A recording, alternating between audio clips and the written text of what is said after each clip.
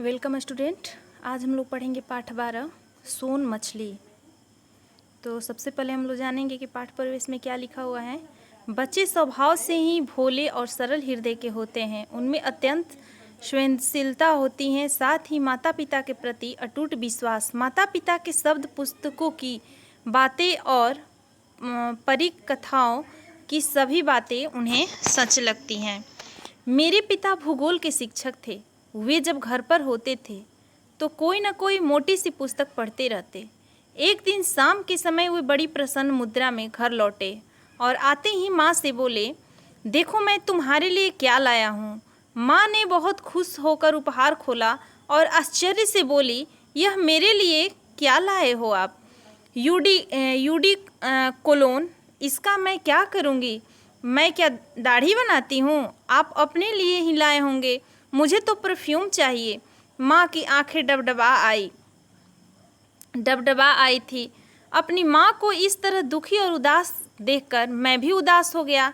इस घटना के बाद मैं अपने पिताजी के पीछे पड़ गया। मेरे लिए एक सोन मछली ला दीजिए। ला देंगे ना? उस बिल्ली के साथ खेलते खेलते मैं उब गया हूँ। मछुआरे और सोन मछली की कहानी मुझे बड़ी अच्छी लगती थी। वह जादुई मछली मनुष्यों की भाषा बोलती थी। वह कहती थी, ओ बूढ़े व्यक्ति, तुम मुझे समुद्र में छोड़ दो। ओ बूढ़े व्यक्ति, तुम मुझे समुद्र में छोड़ दो, इसके बदले में मैं तुम्हें मालामाल कर दूंगी। मुझे लगता था कि वह सोन मछली अगर हमारे घर में आ जाए तो मैं माँ की पसंद की वस्तुएं मांगूंगा। फिर मेरी माँ को कभी दुख नहीं होना पड़ेगा, वे हमेशा प्रसन्न रहेगी। मेरे पिताजी ने आश्चर्य से पूछा, क्या तुम्हें मछली ही चाहिए? मैंने दृढ़ता से कहा कि हाँ, मुझे मछली ही चाहिए। दूसरे ही दिन हम मछली घर से सोन मछली या सुनहरे रंग की एक नन्ही सी मछली ले आए।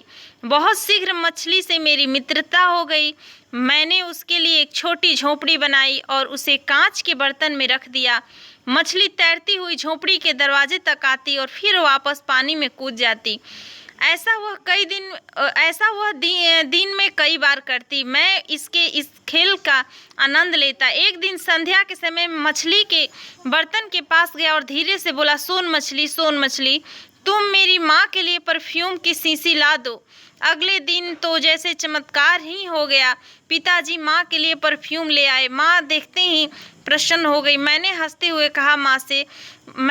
हुए माँ से कहा, अब तो बहुत सी चीज़ें आएंगी, आप बस देखती जाइए।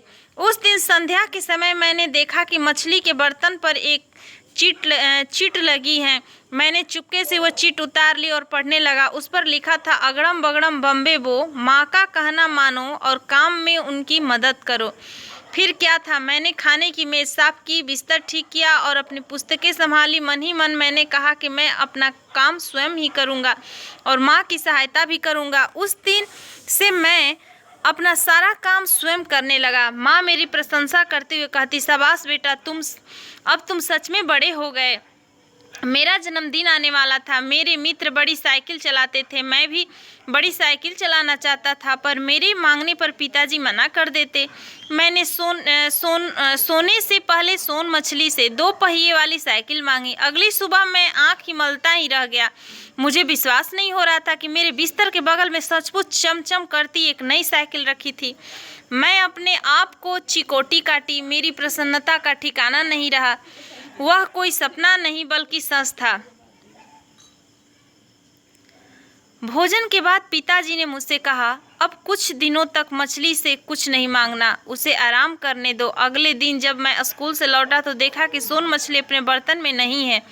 वहीं पास में मेरी बिल्ली बैठी थी और उसके मुंह में सोन मछली की पूंछ थी। मैं हाथ पैर पटक कर रोने लगा। उसी समय पिताजी आ गए। मैंने रोते हुए कहा कि यह सब इस बिल्ली की हरकत है, इसने इस सोन मछली को मार दिया। अभी तो मुझे उससे बहुत से उपहार मांगने थे, अब मैं किससे अपने मन की बात करूंगा? पिताजी ने मुझे ढांढस बंधाते हुए कहा कि सोन मछली की पूंछ भी तो बहुत कुछ कर दिखाएगी। मैं बहुत उदास था और निराश भी, पर सोन मछली बाद में भी करामात दिखाती रही। मेरे जन्मदिन और 9 वर्ष पर उपहार आते रहे।